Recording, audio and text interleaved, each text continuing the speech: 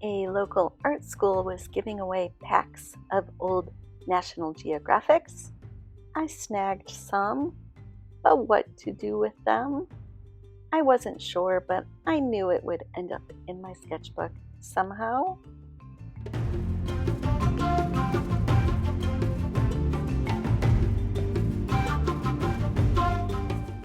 I looked over my little collection of salvaged magazine pages and chose this color palette, which I ended up absolutely loving.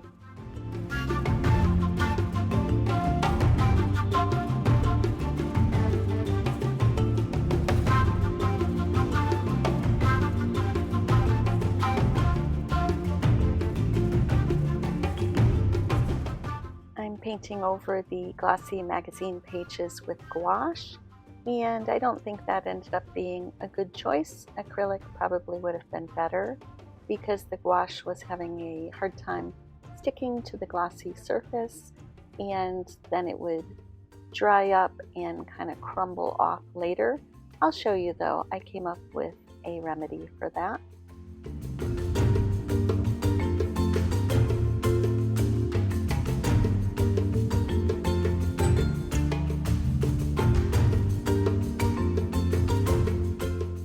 This page was particularly fun to paint over. I really liked trying to get the water ripples and then the combination of blue and green.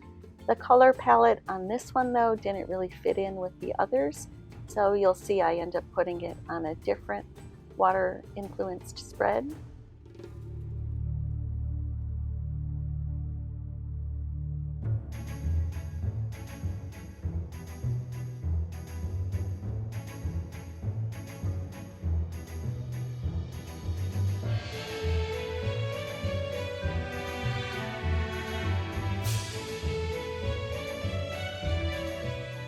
I guess green was a pretty weird choice here, but I do end up liking it later and how it fits in with the overall spread.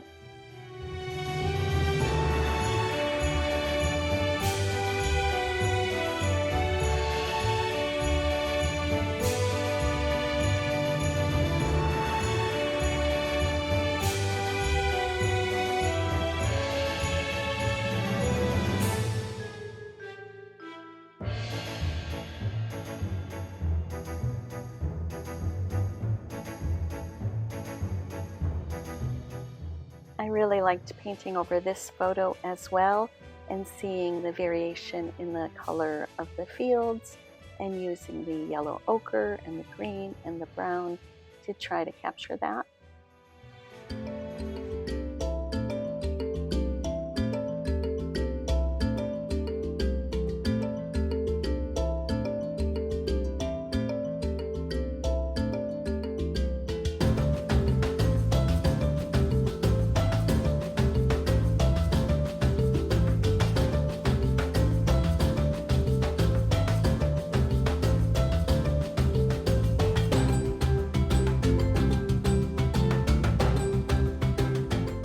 I also love how the color palette worked on this little chimp's face, and I purposely left a lot of this photo unpainted to get the mix of the National Geographic photo and the painted over portions that I'm doing.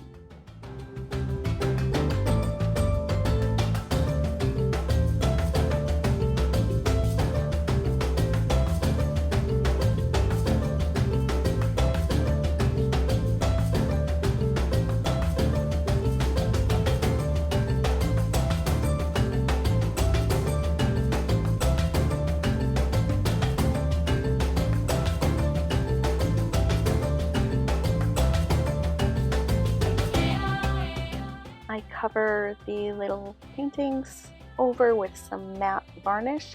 I'm not sure if this was the right product to use, but that's what I had on hand. And I had two goals in doing this. I wanted to make sure the gouache couldn't dry up and flake off. And I also wanted to tone down the glossiness of the magazine paper and make it match better with the matte look of the gouache paint.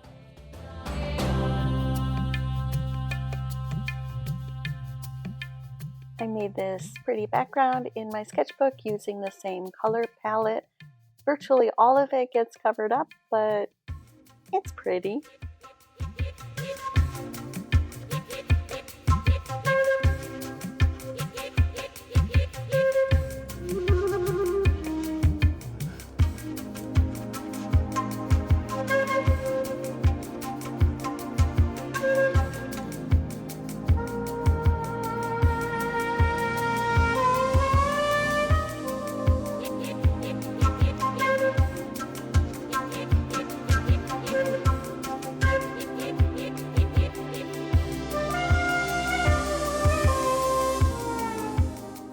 Here I'm realizing that they don't all fit and that the blue-based reef picture doesn't fit in well with the others, so I saved that one for later.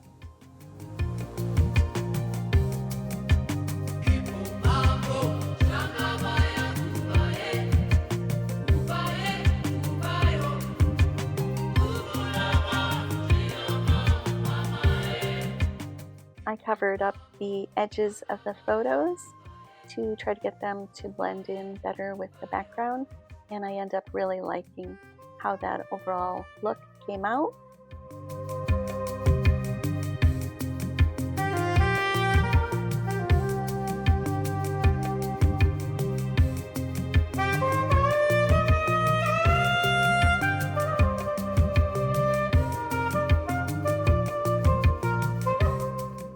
I definitely went a little heavy on the yellow ochre, but I just love yellow ochre.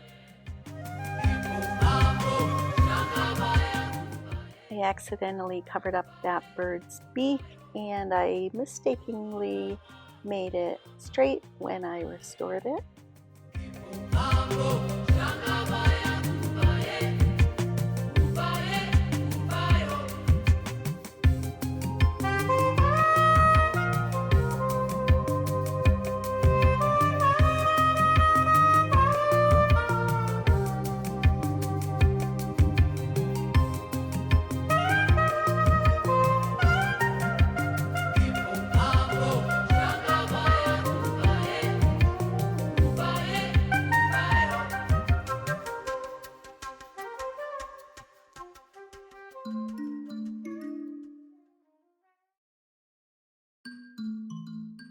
So then I used the leftover reef image and paired it with this scuba diver, and I really had fun fitting both of them in with a watery background and getting the ripples to extend for the image on the right.